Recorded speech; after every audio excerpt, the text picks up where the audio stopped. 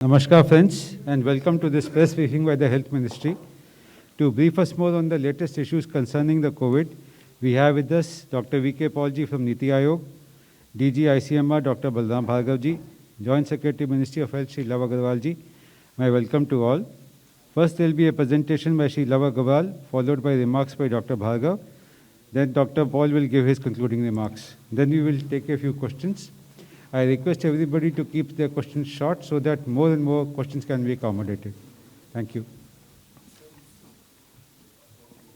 Good evening friends, हम आपको कोविड-19 की वर्तमान परिस्थिति के बारे में बताना चाहेंगे।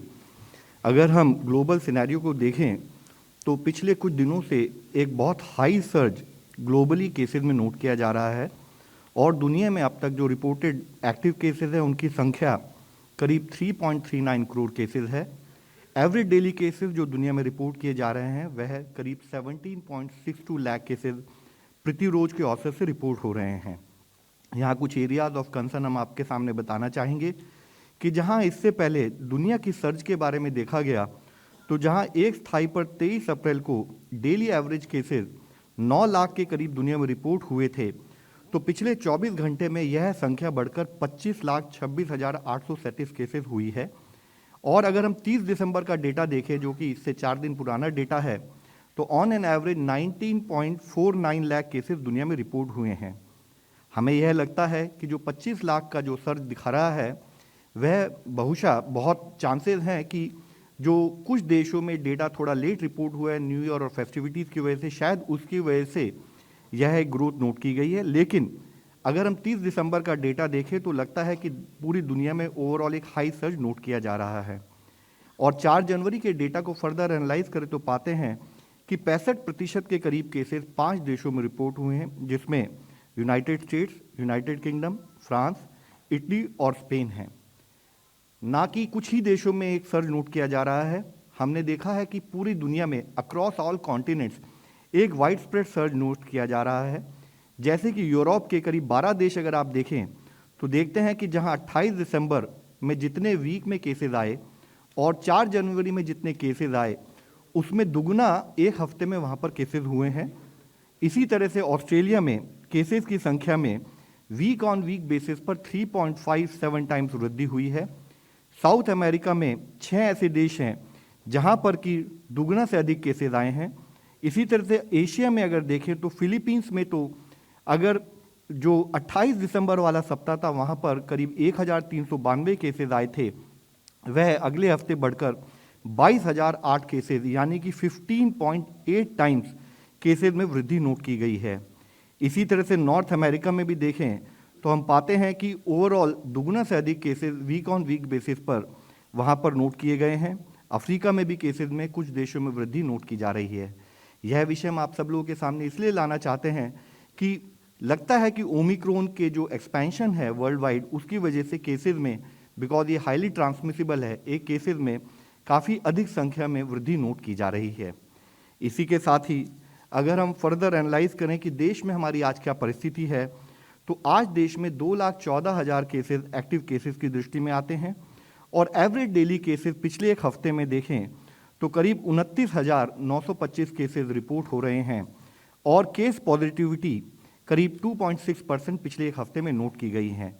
यहाँ कुछ एरियाज ऑफ कंसर्न भी हम आपके सामने रखना चाहेंगे कि जहाँ एक स्थाई पर 2,14,000 एक्टिव केसेस देश में आज हैं, एक हफ्ते पहले यानी कि 29 दिसंबर के समय यह संख्या मात्र 77,000 थी, यानी कि हमने एक्टिव केसेस की संख्या में एक काफ़ी वृद्धि नोट की है। इसी तरीके से जहां एवरेज डेली केसेस की बजाय अगर हम पिछले 24 घंटे का डेटा देखें तो देश में 58,097 केसेस रिपोर्ट किए गए हैं। साथ ही ओवरऑल केस पॉजिटिविटी में अगर आप देखें तो पाते हैं कि जहां केस पॉजिटिविटी 0.79% हमारे देश में 29 दिसंबर के समय पर थी, वह बढ़कर अब 5.03% हो गई है। और केसेस में भी इसी तरीके से 9,195 केसेस जो कि 29 दिसंबर में आए थे उसकी संख्या बढ़कर 58,097 यानी कि एक स्थाई पर केसेस में 6 गुना वृद्धि। उसी स्थाई से इन्फेक्शन के स्प्रेड में यानी कि इन्फेक्शन केस पॉजिटिविटी में भी करीब 6 गुना वृद्धि नोट की गई है। यह एक डेफिनेटली कॉज ऑफ कंसर्न है जो हम आपके सबके सामने रखना चाहेंगे। इसी के साथ ही अगर आप देखें कि एक्टिव केसेस की क्या परिस्थिति देश में, तो हम पाते हैं कि जहां पिछले हफ्ते केवल 2 स्टेट ऐसी थी जहां पर कि एक्टिव केसेस 10,000 से अधिक थे, अब वह संख्या बढ़कर 6 स्टेट्स हो गई है।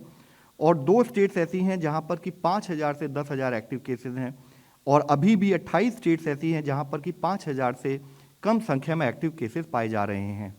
यहाँ पर कुछ एरियाज ऑफ कंसर्न हम आपके सामने सबमिट करना चाहेंगे। जैसे मुख्यतः अगर आप देखें तो महाराष्ट्र में वीक ऑन वीक बेसिस में जो केसेस एक्टिव केसेस थे उसमें 4 गुना वृद्धि हुई है। इसी तरह वेस्ट बंगाल में भी इन्फेक्शन का स्प्रेड और उससे लिंक्ड एक्टिव केसेस में वृद्धि नोट की गई है, और वीक ऑन वीक बेसिस पर 3.4 टाइम हमने देखा है कि एक्टिव केसेस में वृद्धि आई है। इसी तरह से दिल्ली में अगर देखें तो इसी तरह से वहाँ पर 9 गुना के करीब केसेस में वृद्धि नोट की गई है एक्टिव केसेस में, और साथ ही महाराष्ट्र, वेस्ट बंगाल, केरला, दिल्ली, कर्नाटक और तमिलनाडु ओवरऑल वहाँ पर एक्टिव केसेस में काफ़ी अधिक संख्या में हम नोट कर रहे हैं। ना केवल यह स्टेट्स, हमने देखा है कि एक अर्ली इंडिकेशन है देश में केसेस के सर्ज का, इन्फेक्शन के स्प्रेड का, जिसमें आपके सामने कुछ स्टेट्स का डेटा हमने प्रस्तुत किया है, और इसी तरह के ट्रेंड बाकी और स्टेट्स में भी नोट किए जा रहे हैं। जिसमें मुख्यतः अगर आप देखें तो महाराष्ट्र में केस पॉजिटिविटी जहां 1 महीने पहले 0.78% थी, वह बढ़कर 11% हो गई है, यानी कि high spread of infection note किया जा रहा है। वेस्ट बंगाल में जहां वह 1.62% थी, वह बढ़कर 16.5% हो गई है। इसी तरह दिल्ली में 0.11% से बढ़कर अब 6.18%, केरला में भी 5.32% overall case positivity weekly basis पर नोट की जा रही है। एक स्थाई पर हम देख रहे हैं कि केस इन्फेक्शन स्प्रेड बढ़ रहा है, केस पॉजिटिविटी बढ़ रही है। दूसरे स्थाई पर एक शार्प जंप इन केसेस भी नोट किया जा रहा है। जैसे कि उदाहरण के तौर पर महाराष्ट्र में 10,521 केसेस जो 29 दिसंबर वाले हफ्ते में आए थे, वह बढ़कर अब 69,008 केसेस पिछले हफ्ते में नोट किया गया है। इसी तरह वेस्ट बंगाल, दिल्ली, केरला, तमिलनाडु, कर्नाटक, झारखंड और गुजरात, इन स्टेट्स में एक शार्प सर्ज इन केसेस को नोट किया जा रहा है, और यही ट्रेंड काफ़ी हद तक कुछ और स्टेट्स में भी ऑब्जर्व किया जा रहा है। अगर हम देखें कि वह कितने जिले ऐसे हैं जहां पर कि 2.5% से अधिक केस पॉजिटिविटी थी, यह डेटा हम इसलिए आपको दिखा रहे हैं कि अगर देश में ओवरऑल पिछले हफ्ते में 2.67% ओवरऑल केस पॉजिटिविटी नोट की गई है, तो उसके अनुपात में देश के जिलों में इन्फेक्शन का स्प्रेड कैसा दिखता है। तो जहां 22 दिसंबर वाले हफ्ते में केवल ऐसे 39 डिस्ट्रिक्ट थे जहां पर 2.5% से अधिक केस पॉजिटिविटी थी, उसमें केवल 5 जिलों में बढ़ोतरी 29 दिसंबर वाले हफ्ते में नोट की गई, और अब पिछले एक हफ्ते में ऐसे 112 जिले बढ़कर अब वह 156 जिले हो गए हैं जहां पर कि केस पॉजिटिविटी 2.5% से अधिक है। इसी तरीके से अगर और फर्दर एनालाइज करें तो जहां एक हफ्ते पहले देश में 5 जिले ऐसे थे जहां पर कि केस पॉजिटिविटी 10% से अधिक थी, अब वह संख्या बढ़कर 28 जिले हो गई है। और ऐसे जिले जहां पर कि 5 to 10% केस पॉजिटिविटी थी, वह संख्या जो पिछले हफ्ते 14 जिले थे, अब वह बढ़कर 43 जिलों में कन्वर्ट हो गई है।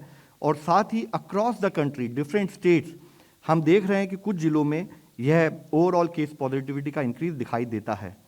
इसी के अनुपात में अगर आप देखें तो महाराष्ट्र में मुंबई जैसे कुछ जिले हैं, जो हमने कुछ जिले आपके सामने एक सैंपल के रूप में दर्शाए हैं, कि मुंबई में जहां पर केस पॉजिटिविटी 17.2% बढ़ी है, केसेस में एक अत्यधिक इंक्रीज नोट किया जा रहा है। कलकत्ता में जो भी पिछले हफ्ते में टेस्ट हुए हैं उसके हिसाब से ओवरऑल 44.5% वहाँ पर केस पॉजिटिविटी नोट की जा रही है, केसेस में इंक्रीज नोट किया जा रहा है। इसी तरह थाने हो, मुंबई सबर्बन हो, कर्नाटका हो, पुणे हो, चेन्नई में और वेस्ट बंगाल में 24 परगना नॉर्थ, ऐसे कुछ जिले हमने सैंपल के रूप में आपके सामने प्रस्तुत किए हैं, जिससे लगता है कि एक इन्फेक्शन में अधिक स्प्रेड ओवरऑल हम नोट कर रहे हैं। इसलिए ज़रूरी है, यह डेटा इसलिए ज़रूरी है कि इसी डेटा को एनालाइज करते हुए हम स्टेट से संपर्क बनाए हुए हैं, उन सबको एडवाइस देते हैं, उन सबसे विस्तृत में विस्तृत चर्चा करते हैं कि कैसे हम इन्फेक्शन के स्प्रेड को रोक सकते हैं। एक स्थाई पर जहां इन्फेक्शन के स्प्रेड को कंट्रोल करने पर कार्य चल रहा है, दूसरा उसी स्थाई पर हमारा एफर्ट्स हैं कि हम अपने वैक्सीनेशन कवरेज को बढ़ाएं। अब तक देश में total 148.18 crore total doses administer हो चुकी हैं, जिसमें फर्स्ट डोज के द्वारा 90.8% हम लोग 18+ पॉपुलेशन को कवर कर चुके हैं, और सेकेंड डोज के द्वारा 65.9% हम लोगों को कवर कर चुके हैं।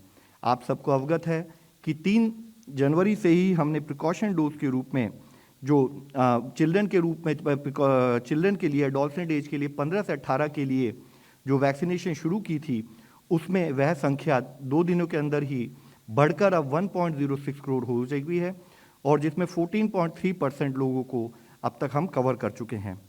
इसी के साथ ही अगर हम देखें कि करीब देश में 22 स्टेट ऐसी हैं जिन्होंने 90% से अधिक फर्स्ट डोज कवरेज कर ली है और इसी तरह से 19 स्टेट देश में ऐसी हैं जहां पर कि सेकेंड डोज कवरेज भी 70% से अधिक हो चुका है।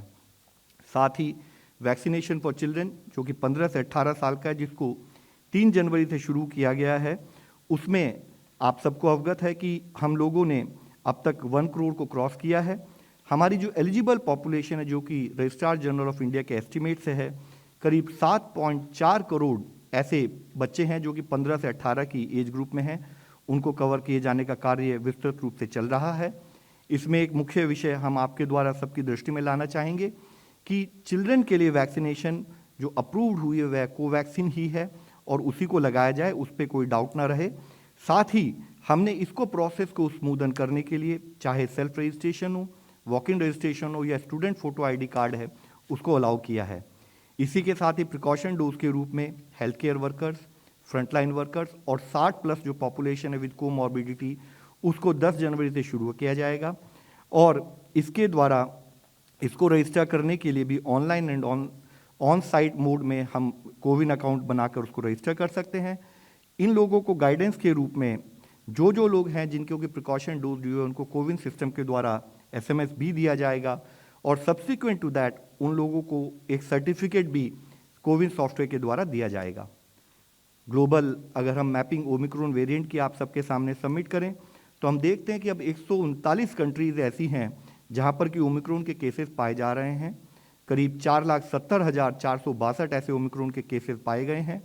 108 कंफर्म डेथ हुई हैं, जिसमें मुख्यतः केसेस देखें तो UK, Denmark, United States, Germany, Canada, इन देशों में अधिक संख्या में ओमिक्रॉन के केसेस पाए गए हैं। इसी के साथ ही जो पब्लिक डोमेन में डेटा अवेलेबल है, उसको अगर हमने एनालाइज किया तो हम पाते हैं कि ओमिक्रॉन को जो सर्ज नोट किया जा रहा है, इसमें हॉस्पिटलाइजेशन रिलेटिवली लेसर है जो कि पिछले सर्ज में अक्रॉस दोज कंट्रीज नोट किया गया है।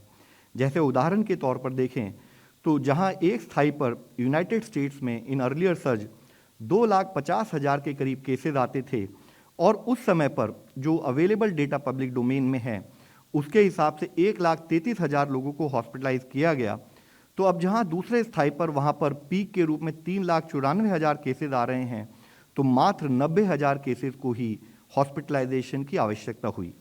इसी तरह यूके में भी आप देखें तो जहां पुराने सर्ज में 39,000 people were hospitalise vis-a-vis 59,000 cases peak जो नोट किया गया था, अब वहां पर जब 1,73,000 केसेस आए हैं तो मात्र 11,918 लोगों को ही हॉस्पिटलाइजेशन की आवश्यकता हुई।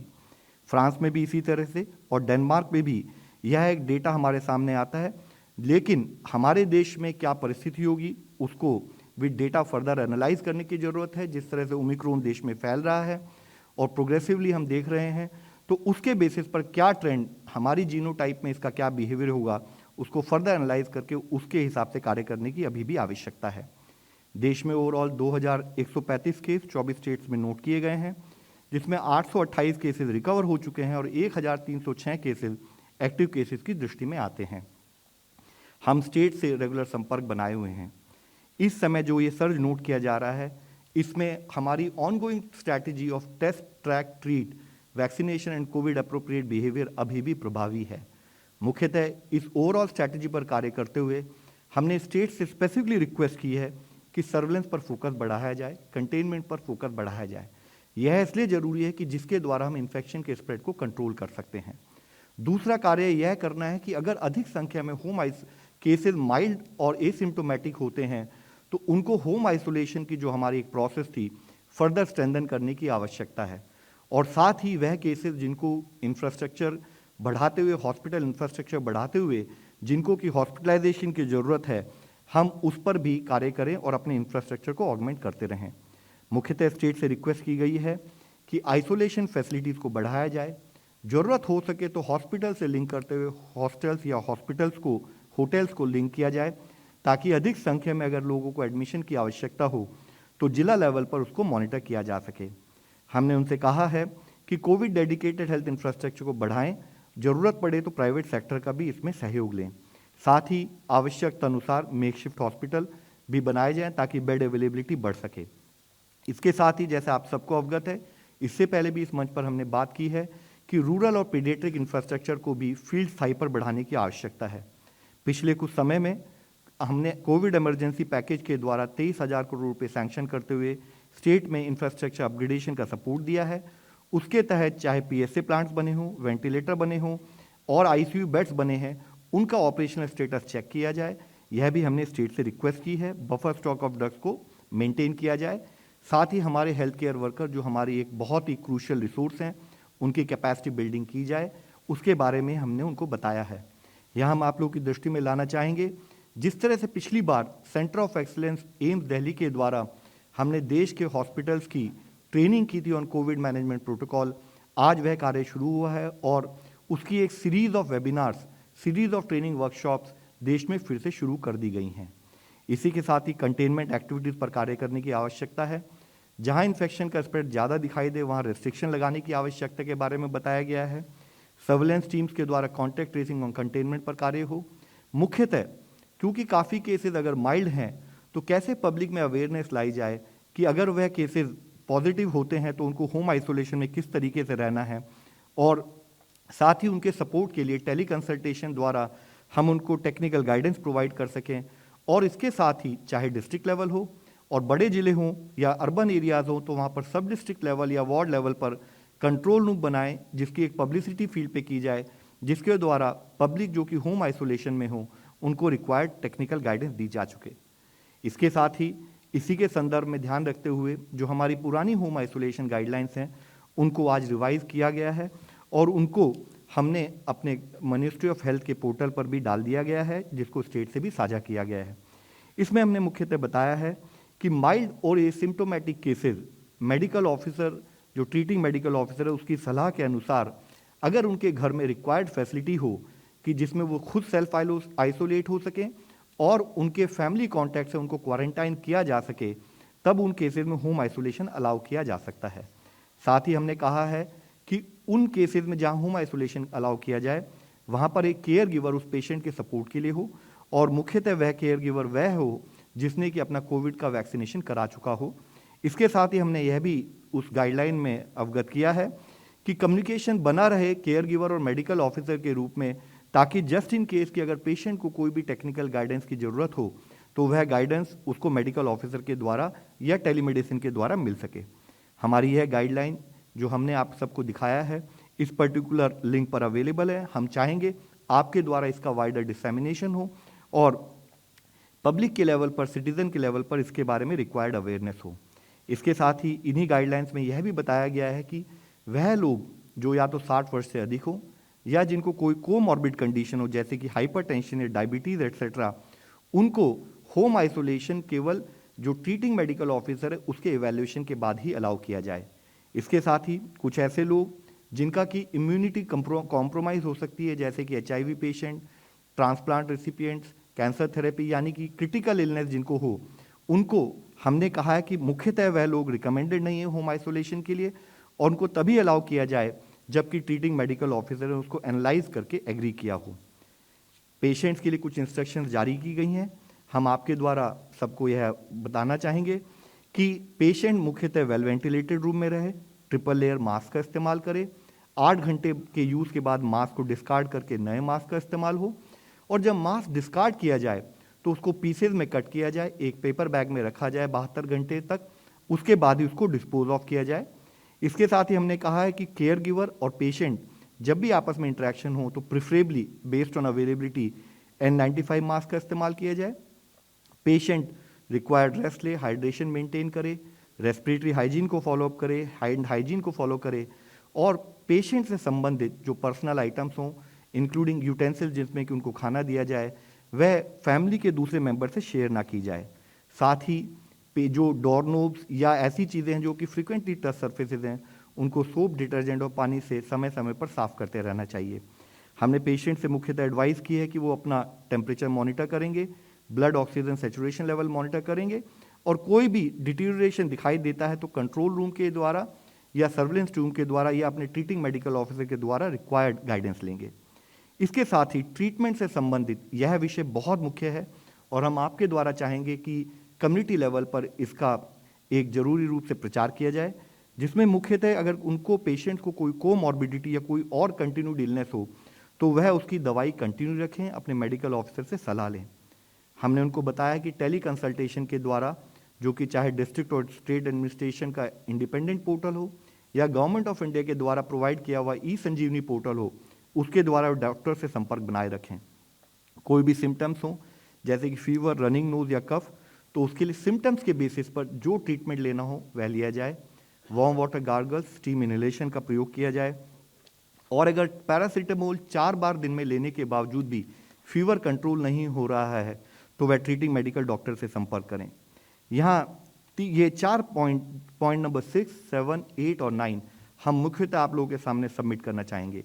हम रिक्वेस्ट करेंगे कि कोई भी नॉन ऑथेंटिक, कोई भी एविडेंस के बिना ऐसी कोई प्रोटोकॉल जो कि कई बार हमने पिछले समय में भी देखा है कि सोशल मीडिया पर फ्लोट करते रहते हैं, उनको लेकर हम पैनिक क्रिएट ना करें। उनको हमें ध्यान रखना है कि जो भी नॉन ऑथेंटिक और non evidence based treatment protocol होगा वह पेशेंट्स को हार्म कर सकता है। हमें यह ध्यान रखना है कि हम टेस्ट और ट्रीटमेंट वही लें जो कि हमारे ट्रीटिंग डॉक्टर द्वारा एडवाइस किए जाएं। हम सेल्फ मेडिकेशन की तरफ ना जाएं। कोई भी ब्लड इन्वेस्टिगेशन हो या रेडियोलॉजिकल इमेजिंग हो जैसे कि चेस्ट एक्सरे या सीटी स्कैन, इसको मेडिकल ऑफिसर के कहने के बाद ही किया जाए, अन्यथा ना किया जाए। इसी तरीके से जो पिछले समय पर भी काफ़ी टाइम पर नोट किया गया कि स्टीरॉइड्स जो हैं उनको सेल्फ एडमिनिस्टर करने का कोई भी प्रयत्न ना हो। स्टीरॉइड्स जो हैं माइल्ड डिजीज के लिए इंडिकेटेड ही नहीं है हमारे क्लिनिकल प्रोटोकॉल में। इनका ओवर यूज़ हो या इनका अप्रोप्रिएट यूज़ हो, तो जैसे आप सबको अवगत है कि पिछले कुछ समय भी ऐसे केसेस आए थे कि जिनसे एडिशनल कॉम्प्लिकेशन, चाहे वो फंगल इन्फेक्शन हो चाहे और सेकेंड इन्फेक्शन हो, इस टाइप का खतरा भी बना रहता है, तो ऐसा कोई कार्य ना किया जाए। इसी तरीके से हर पेशेंट काफ़ी हद तक अलग भी होते हैं, तो जरूरी है कि based on specific condition of patient उसका ट्रीटमेंट प्रोटोकॉल हो। जेनरिक शेयरिंग ऑफ प्रेस्क्रिप्शन, यानी कि मेरी प्रेस्क्रिप्शन के हिसाब से आप भी बीमार हुए आप भी ले लीजिए, ऐसा एक कार्य ना किया जाए, जिससे हो सकता है उस पर्टिकुलर पेशेंट को स्पेसिफिक ट्रीटमेंट और सपोर्ट की जरूरत हो, वह उसको समय पर ना मिल पाए। यह बहुत इंपॉर्टेंट है। हम आपके द्वारा फिर सबसे रिक्वेस्ट करेंगे कि इन गाइडलाइंस को डेफिनेटली फॉलो किया जाए। साथ ही केयर गिवर से संबंधित भी कुछ गाइडलाइंस दी गई हैं, जिसमें मुख्यतः हम आपसे ये कहना चाहेंगे कि वह प्रॉपर हाइजीन मेंटेन रखें। साथ ही डायरेक्ट कांटेक्ट पेशेंट फ्लूइड से ना हो, चाहे वो ओरल या रेस्पिरेटरी सिक्रीशन हो, उनसे वे बच कर रहें। मास्क का इस्तेमाल करें, ग्लव्स का इस्तेमाल करें, और पोटेंशियली कंटैमिनेटेड आइटम जैसे कि ईटिंग यूटेंसिल्स, ड्रिंक्स और टॉवल्स, इनको ढंग से इस्तेमाल किया जाए। और साथ ही पेशेंट को रूम में ही उसके भोजन दिया जाए, उसके यूटेंसिल्स को प्रॉपरली क्लीन किया जाए। इक्वली इंपॉर्टेंट है कि इफेक्टिव वेस्ट डिस्पोजल पर भी कार्य हो। जरूरी है कि कब हम अपने सिचुएशन को समझते हुए हॉस्पिटलाइजेशन की तरफ जाने का सोचें, उसमें या तो हमारे को ब्रीदिंग में डिफिकल्टी हो, या कोई हाई टेम्परेचर आ रहा हो, यानी कि 100 डिग्री से भी ज़्यादा टेम्परेचर अगर 3 दिन से अधिक रहे, ऑक्सीजन सेचुरेशन अगर 93 या उससे कम हो जाए, या हमारा रेस्पिरेटरी रेट बढ़ जाए, और या कोई पेन इन चेस्ट हो, मेंटल कन्फ्यूजन हो, फटीग हो या बॉडी एक हो, उस केस में मेडिकल गाइडेंस लेते हुए हम हॉस्पिटलाइजेशन का प्लान करें। यहाँ यह भी बताना इसलिए ज़रूरी है कि कई बार हम लोग पैनिक में आकर हॉस्पिटलाइजेशन में जाते हैं, लेकिन उससे एक नुकसान यह भी हो सकता है, अगर आपके माइल्ड सिम्टम हैं तो आप हॉस्पिटल जैसे एरिया में जाते हैं तो आप you are more expose to other sets of infection. तो बेस्ड ऑन नीड ही हम हॉस्पिटलाइजेशन जो हमारे ट्रीटिंग डॉक्टर के एडवाइस पर ही हम हॉस्पिटलाइजेशन के लिए प्लान करें। इसी के साथ जरूरी है कि हम होम आइसोलेशन को कब डिसकंटिन्यू करें, यानी कि अगर हम 7 दिन तक हो चुके हों हमारे पॉजिटिव होने के बाद और हमें उसमें 3 दिन कंटिन्यूस कोई फीवर ना आए, तब हम ये मान सकते हैं कि हमारा कोविड रिजॉल्व हो गया है और हम अपने आइसोलेशन को ख़त्म कर सकते हैं। इसके साथ ही ज़रूरी है कि 7वें दिन बाद अगर इस प्रोसेस को फॉलो करने के बाद भी अगर हम जब बाहर निकलें तो हम कंटिन्यूड बेसिस पर मास्क पहन के रखें। यह भी ज़रूरी है कि हम याद रखें कि 7वें दिन तक इस प्रोसेस को फॉलो करने के बाद अगर हमें कोई रीटेस्टिंग की आवश्यकता नहीं है और हम अपने आप को रिजॉल्व मान सकते हैं अगर हमने गाइडलाइन 1 को फॉलो किया है। इसी के साथ ही हम यह भी आप सबसे सबमिट करना चाहेंगे कि एसिम्प्टोमेटिक कॉन्टैक्ट्स हैं जो इन्फेक्टेड इंडिविजुअल्स के, उनको टेस्टिंग की आवश्यकता नहीं है, लेकिन ज़रूरी है कि वे अपनी हेल्थ को मॉनिटर करें और होम क्वारंटाइन में रहें। हम आप सबके द्वारा यह गाइडलाइन इसलिए सबमिट करना चाहते हैं कि यह गाइडलाइन आज के समय में बहुत आवश्यक है कि हर पेशेंट को जो कि आइसोलेशन में, उसको पता हो कि उसको किस किस क्राइटेरिया को फॉलो करते हुए अपनी हेल्थ का ख्याल रखना है और किस तरह से उसको कंट्रोल रूम से या टेलीमेडिसिन के संपर्क में रहते हुए गाइडेंस लेनी है।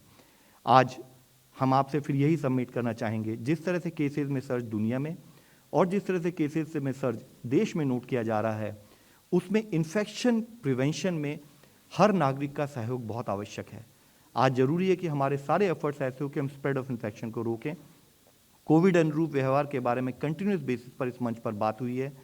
यूज़ ऑफ मास्क, साबुन से हाथ धोना, दूसरों से उचित दूरी बनाए रखना और भीड़-भाड़ और पार्टी जैसे आवश्यकताओं से हम अपने आप को कोविड प्रोटोकॉल को फॉलो करके कार्य करें, यह बहुत आवश्यक है। इसके द्वारा ही हम जो ये सर्ज नोट किया जा रहा है उसको कुछ हद तक कंटेन करने में सफल हो सकता है। हम यही रिक्वेस्ट करके आप सबसे रिक्वेस्ट करेंगे कि इन गाइडलाइंस को वाइडर डिसेमिनेट किया जाए। धन्यवाद।